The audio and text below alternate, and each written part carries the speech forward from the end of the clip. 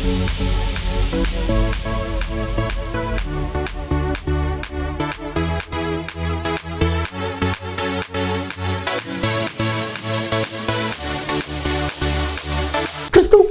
பிரியமான தெய்வ பிள்ளைகளே, வெளிப்படுத்தின விசேஷம் பரலோகத்தின் சில காட்சிகள், கர்த்தராகிய இயேசு கிறிஸ்துவனுடைய வருகை, பூமியின் ராஜ்யங்களுடைய வரலாற்றினுடைய முடிவுகள், இவைகளை வெளிப்படுத்துவது தான் வெளிப்படுத்தின விசேஷம்.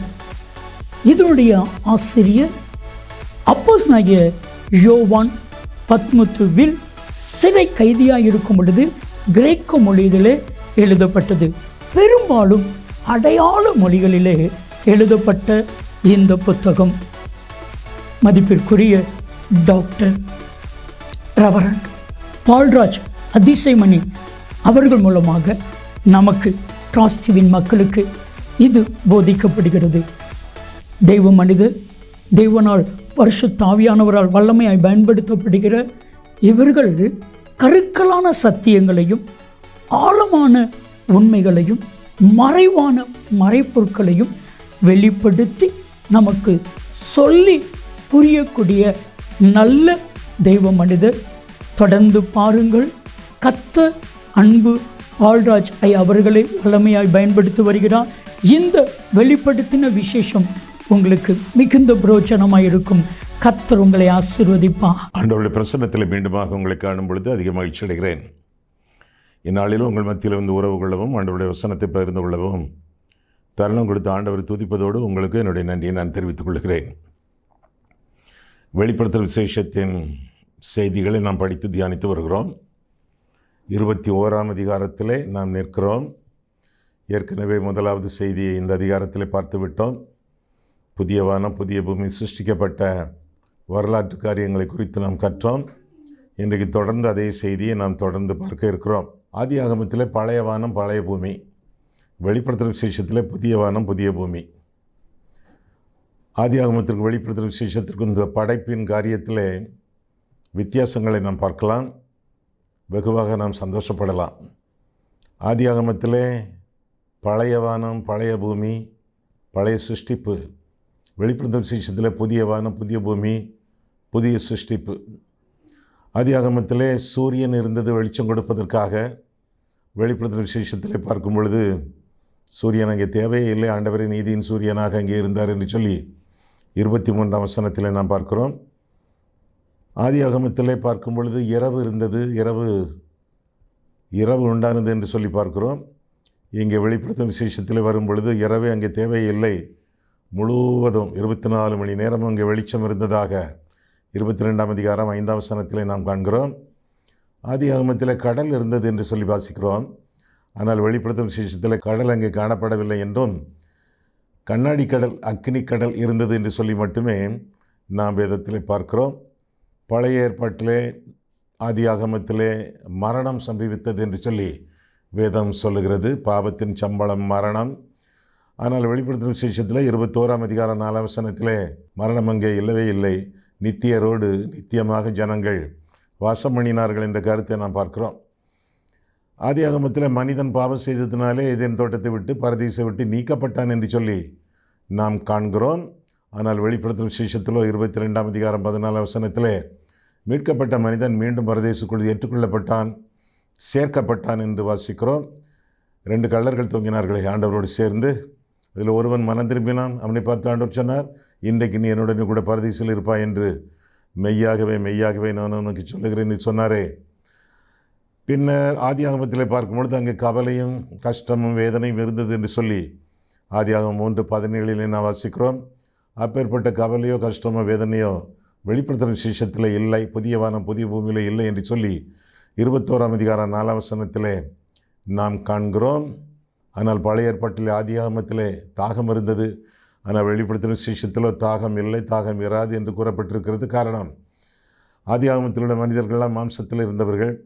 ஆனால் வெளிப்படுத்தும் விஷயத்தில் வரக்கூடிய மக்கள் மகிமையின் சரீரத்தை தரித்தவர்களாக காணப்பட்டார்கள். அந்த சரீரத்திற்கு தண்ணீர் தேவையில்லை என்று சொல்லி அறிந்து கொள்ளலாம். ஜீவ தண்ணீராக ரட்சிப்பு அவங்களுக்கு விளங்கினதுனாலே தாகமே இல்லாத பூரண ஒரு வாழ்க்கை, பரிபூர்ணமான திருப்தியான ஒரு வாழ்க்கை அவர்கள் வாழ முடிந்தது என்று சொல்லி வேதத்திலே வாசிக்கிறோம். ஒரு தடவை வேறொரு நாட்டுக்கு சென்று கொண்டிருக்கும் பொழுது விமானத்திலே என் பக்கத்திலே ஒரு கிறிஸ்தவர் வந்து அமர்ந்தார். கிறிஸ்தவர் என்று எனக்கு எப்படி தெரியும்? கழுத்தில் ஒரு சிலுவை தொங்க போட்டுக்கிட்டு வந்து உட்கார்ந்தார். பக்கத்தில் இருக்கிறவர்கள் அவருக்கு ஒரு கும்பிடு போட்டு ஸ்தோத்திரம் செலுத்தினார்கள், சிலர் வணக்கம் செலுத்தினார்கள். கொஞ்ச நேரம் கழித்து ஏர் ஹோஸ்டஸ், விமான பணிப்பெண், அங்கே வந்திருக்கிறவர்களுக்கு தண்ணீர் கொடுத்தார்கள், சிலருக்கு பானங்கள் கொடுத்தார்கள், சாஃப்ட் ட்ரிங்க், ஹாட் ட்ரிங்க் எல்லாம் கொடுத்து கொண்டிருக்கும் பொழுது இந்த குறிப்பிட்ட ஃபாதர் இடத்துல வந்து அந்த பெண்மணி கேட்டாள், சார் உங்களுக்கு என்ன வேணும் அப்படின்னு கேட்டாள். அதற்கு அவர் சொன்னார், எனக்கு பியர் வேண்டும் என்று சொன்னார். உடனே அந்த பெண்மணிக்கு ஷாக் ஆகிவிட்டது. அந்த விமான பணிப்பெண் கூட கிறிஸ்தவளாக இருந்திருக்கக்கூடும். ஃபாதர் நீங்கள் இதை குடிக்கலாமா என்று கேட்டாள். குடிக்கலாம் அதில் ஒன்றும் இல்லை, அதில் ஒன்றும் தப்பு இல்லை, அது ஒரு உணவு மாதிரி தான் எனக்கு என்று சொன்னால் அந்த ஃபாதர். திரும்ப பக்கத்தில் நான் இருந்தேனே, என்னிடத்தில் அவள் கேட்டாள், உங்களுக்கு என்ன வேணும் ஐயா என்று கேட்டார். நான் ஒரு கிறிஸ்தவன் என்று நான் சொல்லவில்லை, நான் ஒரு ஆண்டவருடைய ஊழியக்காரன் என்று சொல்லவில்லை. நான் சொன்னேன், எனக்கு சாதாரணமான தண்ணீர் போதும் என்று சொன்னேன். உங்களுக்கு வேறு சாஃப்ட் ட்ரிங்க், ஹாட் ட்ரிங்க் ஒன்றும் வேண்டாமா என்று கேட்டார். இல்லை ஒரு காலத்தில் நான் ஜீவ தண்ணீரை குடித்தேன், அதற்கு பிறகு எனக்கு எந்த தாகமும் ஏற்படுவதில்லை, சாதாரணமாக தண்ணீரை குடித்து கொண்டே நான் வாழ்ந்து கொண்டிருக்கிறேன் என்று சொன்னேன்.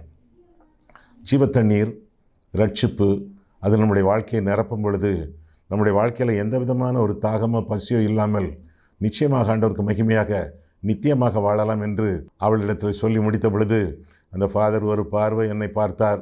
அதற்கு பிறகு நான் அடங்கியே போனேன். சரி, இன்றைக்கு நம்முடைய செய்தியின் தலைப்பு என்னவென்றால், பரலோகவாசிகள் யாரெல்லாம் பரலோகத்தில் இருக்கிறார்கள், அவர்கள் எப்படி இருக்கிறார்கள், அவர் எப்படிப்பட்டவர்கள், எங்கே இருந்து வந்தார்கள் என்ற குறிப்புகளை குறித்து இன்றைய நாளிலே நாம் பார்க்க இருக்கிறோம். பரலோகவாசிகள் யார், பரலோகத்தில் ஜீவித்து கொண்டிருக்கிறவர்கள் யார், ஜீவிக்கப் போகிறவர்கள் யார் என்று பார்த்தால், முதலாவதாக பரிசுத்தவான்கள் என்று சொல்லி வேதம் நமக்கு கற்றுக் கொடுக்கிறது. பரிசுத்தவான்கள், செயின்ட்னா யார்? சாங்டிஃபைடு ஒன், பிரித்தெடுக்கப்பட்டவர்கள், பரிசுத்தமாக்கப்பட்டவர்கள் என்று சொல்லலாம். பரிசுத்தம் என்று சொல்லும் பொழுது பிரிக்கப்பட்ட ஒரு வாழ்க்கை என்பதே அர்த்தம்.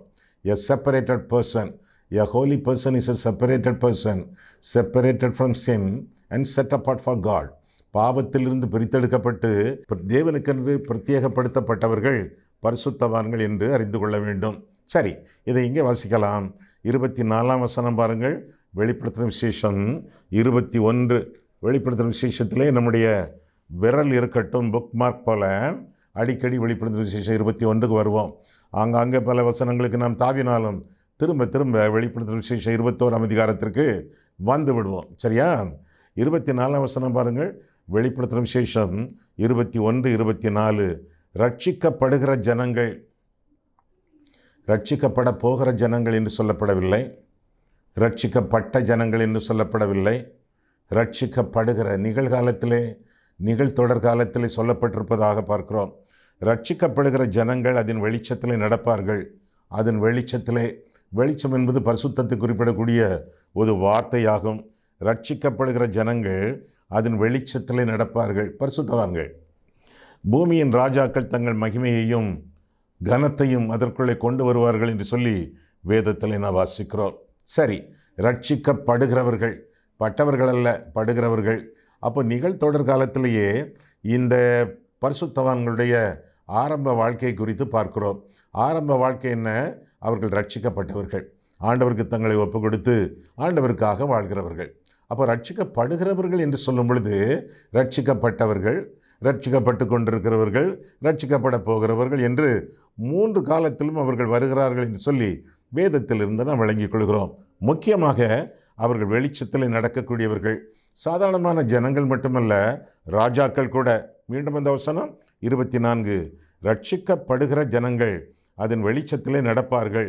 பூமியின் ராஜாக்கள் தங்கள் மகிமையையும் கனத்தையும் அதற்குள்ளே கொண்டு வருவார்கள் என்று சொல்லி வேதம் நமக்கு கற்றுக் கொடுக்கிறது. ஆக ரட்சிப்பு என்பது 3 வகைப்படும், 3 நிலைப்படும் என்று கூட சொல்லலாம். முதலாவதாக ஆத்தும ரட்சிப்பு, இரண்டாவதாக மன ரட்சிப்பு, மூன்றாவதாக சரீர மீட்பு சொல்லலாம். வேதத்தில் வாசிப்போமே, ஒரு காலத்தில் ஆண்டவர் சொன்னார், முடிவு பரியந்தம் நிலைத்திருப்பவனே ரட்சிக்கப்படுவான். அப்படின்னு என்ன அர்த்தம்? ரட்சிக்கப்படுவான் ஃபியூச்சர் டென்ஸில் எல்லாம் இருக்குது. எதிர்காலத்தில் அல்லவா அந்த வாக்கியம் அமைந்திருக்கிறது. அப்போ ரட்சிக்கப்பட்டவர்கள் ஒவ்வொரு நாளும் ரட்சிக்கப்பட்டு கொண்டே இருக்க வேண்டும். ரட்சிக்கப்படுகிறவர்கள் என்று வேதத்தில் வாசிக்கிறோம். பிற்றைய நாட்களிலே, ஆண்டவர் வரக்கூடிய நாட்களிலே இன்னொரு ரட்சிப்பையும் நாம் பெறுவோம். எனவே முடிவு பரியந்தமும் கிறிஸ்துவிலே நிலைத்திருக்கிறவர்கள் ரட்சிக்கப்படுவார்கள் என்ற கருத்தை நாம் அந்த பகுதியிலே நாம் வாசிக்கிறோம். ஆக முதலாவதாக ஆன்மீக ரட்சிப்பு, ஆத்தும ரட்சிப்பு, அந்த காலத்தில் நாம் பெற்ற ரட்சிப்பு. எபேசியர் 2ஆம் அதிகாரம் 8 முதல் 9 வரை நாம் வாசிக்கும் பொழுது, கிருபையினாலே விசுவாசத்தை கொண்டு ரட்சிக்கப்பட்டீர்கள், இது உங்களால் உண்டானதல்ல, இது தேவனுடைய ஈவு, ஒருவரும் பெருமை பாராட்டாதபடிக்கு இது கிரியையினால் உண்டானதல்ல என்று சொல்லி வேதத்தில் நாம் கற்றுக்கொள்கிறோம். ரட்சிக்கப்பட்டீர்கள், ஆன்மீக ரட்சிப்பு, பாவத்திலிருந்து மனம் திரும்பி கிறிஸ்து சிலுவையிலே முடித்து வைத்த ரட்சிப்பை விசுவாசத்தோடு வாழ்க்கையிலே சொந்தமாக்கி கொண்டு ரட்சிக்கப்பட்ட ஒரு வாழ்க்கை. அந்த ரட்சிப்பு எப்படி கிடைக்கிறது? கிருபையினாலே கிடைக்கிறது. கிருபை ரட்சிப்பை வழங்குகிறது, விசுவாசம் அந்த ரட்சிப்பை வாங்குகிறது. அவ்வளோதான். விசுவாசத்தினாலே அல்ல, கிருபையினாலே. கிருபை ரட்சிப்பை கொடுக்கிறது. ஆண்டவர் நமக்கு தந்த விசுவாசம் அந்த ரட்சிப்பை வாங்குகிறது. நல்ல தமிழில் கிருபை வழங்குகிறது, விசுவாசம் வாங்குகிறது. தேவனுடைய கிருபை ரட்சிப்பை வழங்குகிறது. கிருபையினாலே விசுவாசத்தை கொண்டு ரட்சிக்கப்பட்டீர்கள், இது உங்களால் உண்டானதல்ல, இது தேவனுடைய ஈவு. இது சன்மார்க்க கிரியினாலும் உண்டானதல்ல, இது சடங்காச்சார கிரியினாலும் உண்டானதல்ல, இது தசம பாகங்களினாலே உண்டானதல்ல, தான தர்மங்களினாலே உண்டானதல்ல, தண்ணீர் ஞானஸ்நானங்கள் இருப்பதினாலும் உண்டானதல்ல, தரிசன காட்சிகளை பார்ப்பதினாலும் இது உண்டானதல்ல, தங்க நகைகளை கலற்றுவதினாலும் இது உண்டானதல்ல, இது தேவனுடைய ஈவு. சன்மார்க்க கிரியினாலோ சடங்காச்சார கிரியினாலோ உண்டானதல்ல, தேவனுடைய ஈவு, தேவனுடைய பரிசு. மீண்டும் அந்த வசனம், கிருபையினாலே விசுவாசத்தை கொண்டு ரட்சிக்கப்பட்டீர்கள், இது உங்களால் உண்டானதல்ல, இது தேவனுடைய ஈவு. ஆக பாவத்திலிருந்து மனம் திரும்பி கிறிஸ்து சிலுவையிலே முடித்து வைத்த ரட்சிப்பை விசுவாசத்தோடு வாழ்க்கையிலே சொந்தமாக்கி கொண்டு வாழ்வது, அந்த வாழ்க்கை தொடங்கிவிட்டது. கடந்த காலத்திலிருந்து ரட்சிக்கப்பட்டீர்கள். இரண்டாவதாக ரட்சிக்கப்படுகிற ஜனங்கள் என்று சொல்லி வேதத்தில் வாசிக்கிறோமே, ஒவ்வொரு நாளும் ரட்சிப்பு. என்னது? முதலாவதாக ஆத்தும ரட்சிப்பு, இரண்டாவதாக மனம் ரட்சிப்பு. ரோமர் 12ஆம் அதிகாரம் முதல் 2 வசனங்களை நாம் பார்க்கும் பொழுது, அனுதினமும் உங்கள் மனம் புதிதாகிறதுனாலே மறுரூபம் ஆகுங்கள் என்று சொல்லி அந்த குறிப்பை நாம் பார்க்கிறோம். மன ரட்சிப்பு என்று சொல்லலாம். இந்த ஆத்தும ரட்சிப்பை சால்வேஷன் அல்லது ஜஸ்டிஃபிகேஷன் என்று சொன்னால், இந்த மன ரட்சிப்பை சாங்டிஃபிகேஷன் என்று சொல்லலாம். ஒவ்வொரு நாளும் பரிசுத்தமாக்கி கொண்டே வாழக்கூடிய ஒரு வாழ்க்கை என்று சொல்லி அதை குறித்து நாம் பார்க்கலாம். ஆக அது எப்படி நடக்கிறது? பரிசுத்த வாழ்க்கை, வெளிச்சத்தில் அவர்கள் நடப்பார்கள் என்று வேதத்திலே வாசிக்கிறோம். 1 பேதுரு 2ஆம் அதிகாரம் 9ஆம் வசனத்திலே, நீங்களோ உங்கள் அந்தகாரத்திலிருந்து பாவம் ஆச்சரியமான ஒளியின் இடத்திற்கு வெளிச்சம், வரவழைத்தவருடைய புண்ணியங்களை அறிவிக்கும்படி தெரிந்து கொள்ளப்பட்ட சந்ததி, ராஜரீக ஆசாரிய கூட்டம், பரிசுத்த ஜாதி என்று சொல்லி அந்த வசனத்திலே நாம் தெளிவாக பார்க்கிறோம். முதலாவதாக சால்வேஷன் என்று சொல்லலாம், இரண்டாவதாக சாங்டிஃபிகேஷன் என்று சொல்லலாம்.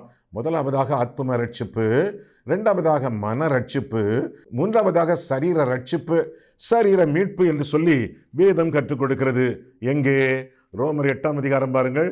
ரோமர் 8ஆம் அதிகாரத்தில் பார்க்கும் பொழுது, இறுதியாக முடிவு பரியந்தம் கிறிஸ்துவிலே நிலைத்திருக்கிறவர்களுக்கு கிடைக்கப்பெறக்கூடிய ரட்சிப்பு ரோமர் 8:23. அதுவும் அல்லாமல் ஆவியின் முதற்பலன்களை பெற்ற நாமும் கூட நம்முடைய சரீர மீட்பாகிய சரீர மீட்பு, சரீர ரட்சிப்பு, இந்த மாம்ச சரீரம் ஒழியும், மகிமின் சரீரம் நமக்கு தரப்படும்.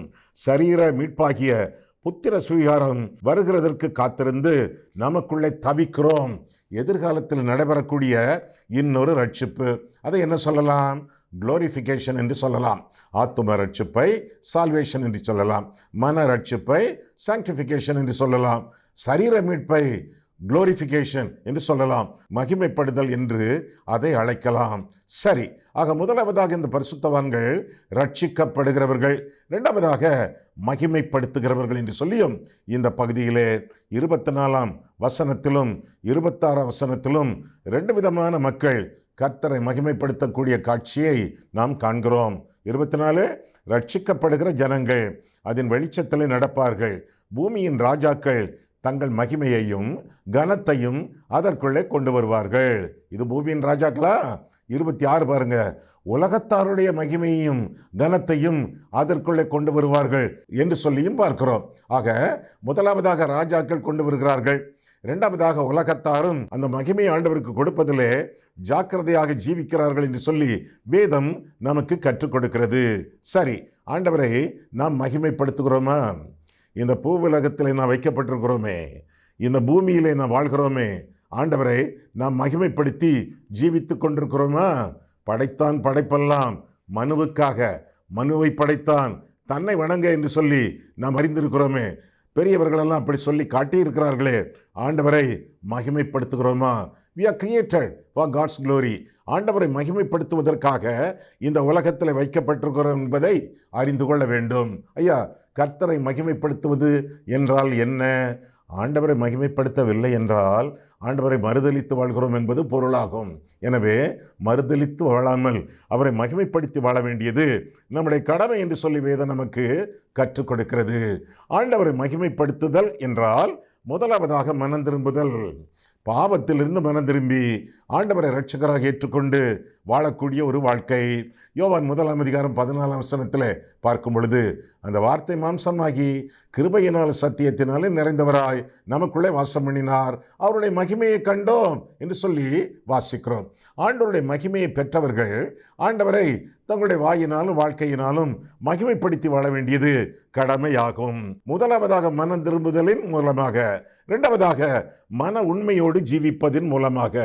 மன உண்மையோடு ஜீவிப்பதின் மூலமாக என்று சொல்லியும் வேதம் நமக்கு தெளிவாக கற்றுக் கொடுக்கிறது. நம்முடைய மனதிலே உண்மை இருக்க வேண்டும். இதோ உள்ளத்திலே உண்மை இருக்க விரும்புகிறேன் என்று சொல்லி சங்கீதக்காரன் அறிவிப்பதாக நாம் வேதத்திலே வாசிக்கிறோம். 1 பேதுரு 4 1 பேதுரு 4 நாம் பார்க்கும் பொழுது 11 ஒருவன் போதித்தால் தேவனுடைய வாக்கியங்களின்படி போதிக்க கடவன். அவன் கதை விடுறான் இந்த காலத்தில்.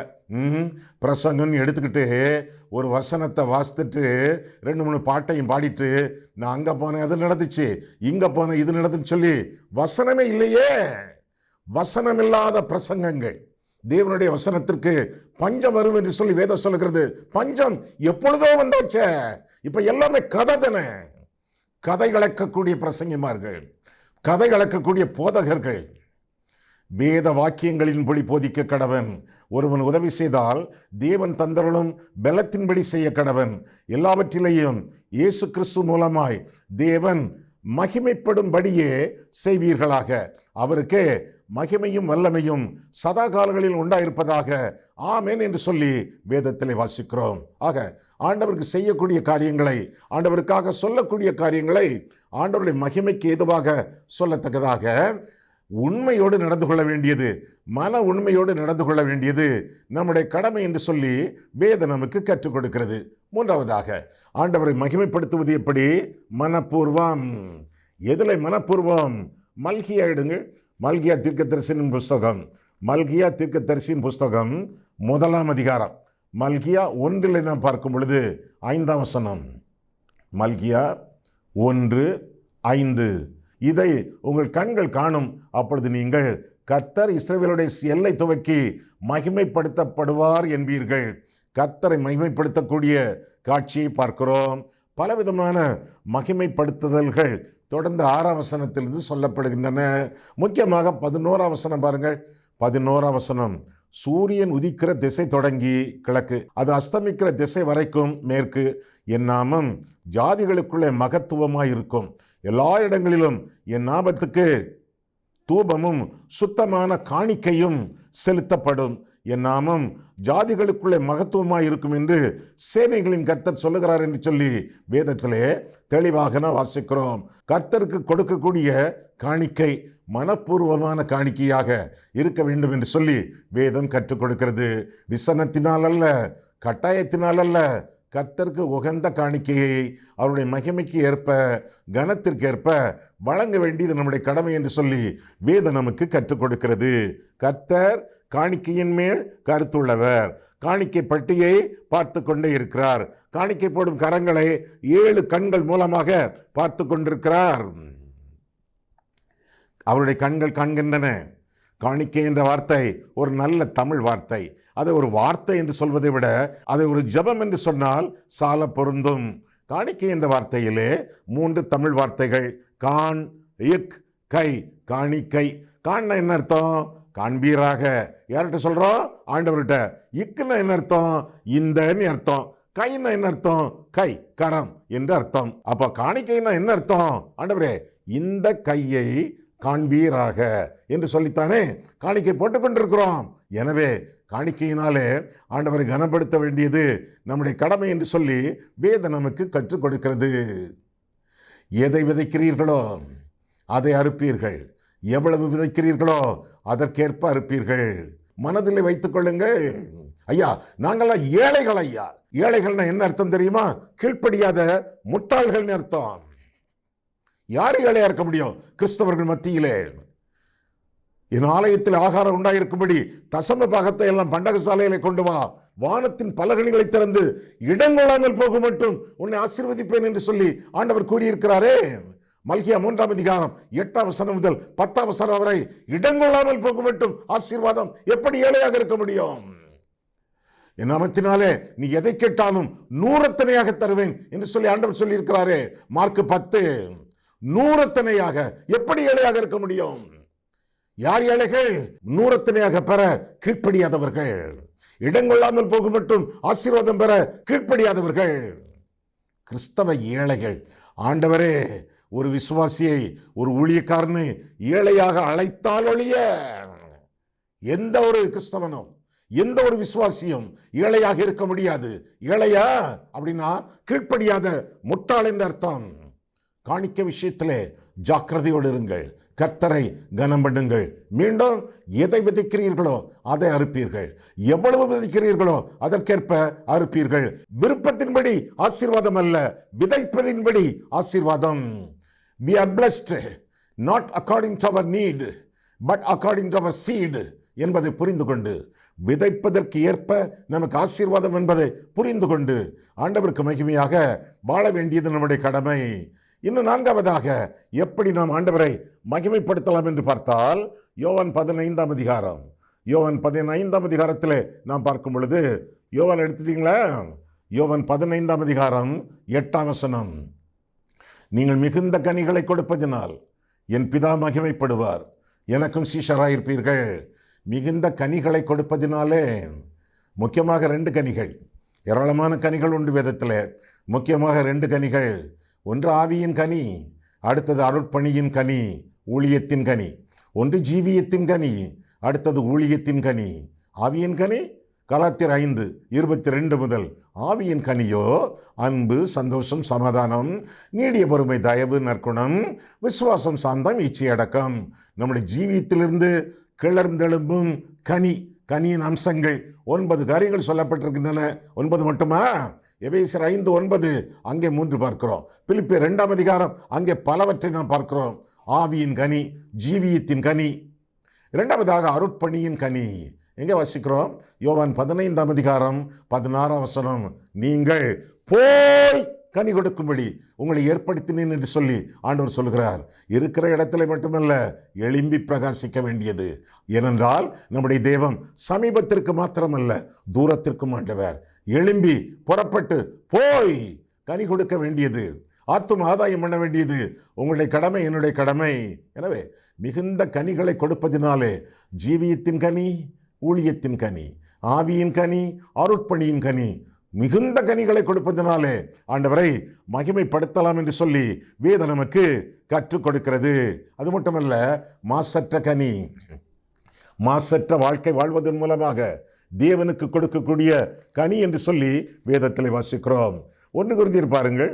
1 கொரிந்தியர் 6ஆம் அதிகாரம் 19:20 நான் வாசிக்கும் பொழுது சுத்தமான வாழ்க்கை, பரிசுத்தமான வாழ்க்கை, நம்முடைய சரீரத்தை ஆவியையும் கர்த்தருக்கு மகிமையாக மாசின்றி குற்றமின்றி ஆண்டவருக்கு மகிமையாக காத்துக்கொண்டு வாழக்கூடிய வாழ்க்கை. 1 கொரிந்தியர் 6:19.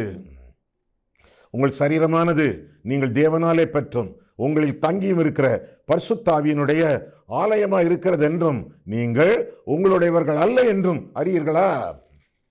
நான் என்னுடையவன் அல்ல, நான் தேவனுடையவன். நீங்கள் உங்களுடையவர்கள் அல்ல, நீ உனக்கு சொந்தம் அல்லவே, நீங்கள் ஆண்டவருக்குரியவர்கள். என்ன செய்யணுமா? 20ஆம் வசனம், கிரயத்திற்கு கொல்லப்பட்டீர்களே. கிரயத்துக்குன்னா ஆண்டவர் தம்முடைய இரத்தத்தை சிந்தி நம்மை பாவத்திலிருந்து மீட்டெடுத்து கிரயத்திற்கு கொல்லப்பட்டவர்கள். தேவன் தம்முடைய சுய இரத்தத்தினாலே சம்பாதித்த சபை. அப்போஸ்தலர் 20:28 எப்படி இருக்கணுமா? 20ஆம் வசனம், கிரயத்திற்கு கொல்லப்பட்டீர்களே, ஆகையால் தேவனுக்கு உடையவைகளாகிய, தேவனுக்கு சொந்தம், உங்களுக்கு சொந்தம் இல்லை, தேவனுக்கு உடையவைகளாகிய உங்கள் சரீரத்தினாலும் உங்கள் ஆவியினாலும் தேவனை மகிமைப்படுத்துங்கள். உங்களுடைய சரீரம் உங்களுக்கு சொந்தம் இல்லை, உங்கள் ஆவி உங்களுக்கு சொந்தம் இல்லை. உங்கள் இஷ்டப்படி நீங்கள் விளையாட முடியாது, உங்களுடைய இஷ்டப்படி நீங்கள் வாழ முடியாது. அவற்றின் மூலமாக, எவற்றின் மூலமாக? சரீரத்தாலும் ஆவியினாலும் ஆண்டவரை மகிமைப்படுத்தி வாழ வேண்டியது நம்முடைய கடமை என்று சொல்லி வேதத்தில் வாசிக்கிறோம். இன்னொரு காரியம், ரோமர் 4ஆம் அதிகாரம் எடுங்கள். ரோமர் 4ஆம் அதிகாரத்திலே அதை குறித்து நாம் பார்க்கும் பொழுது ரோமர் 4:20-21 தேவனுடைய வாக்குத்தத்தத்தை குறித்து அவன் அவிசுவாசமாய் சந்தேகப்படாமல் தேவன் வாக்குத்தத்தம் பண்ணினதை நிறைவேற்ற வல்லவராய் இருக்கிறார் என்று முழு நிச்சயமாய் நம்பி, விசுவாசித்து நம்பி தேவனை மகிமைப்படுத்தி விசுவாசத்தில் வல்லவனானான். எப்படி? மன உறுதி, பற்றுறுதி, விசுவாசம், தேவன் பேரிலே நம்பிக்கை, இதன் மூலமாக கர்த்தரை மகிமைப்படுத்துகிறோம் என்று சொல்லி வேதம் நமக்கு கற்றுக் கொடுக்கிறது. 7ஆவதாக, ஐயா 7 சொல்லிட்டீங்களா? ஒரு தடவை திரும்ப ஒருக்கா ரிப்பீட் பண்ணுவீங்களா? நாங்கள் குறிப்பெடுத்துக்கிட்டு இருக்கோம், செக்லிஸ்ட் மாதிரி. திரும்ப ஒருக்கா சொல்லுங்களேன். முதலாவதாக மனம் திரும்பி ஆண்டவரை மகிமைப்படுத்தலாம். 2ஆவதாக மன உண்மையோடு கர்த்தரை மகிமைப்படுத்தலாம்.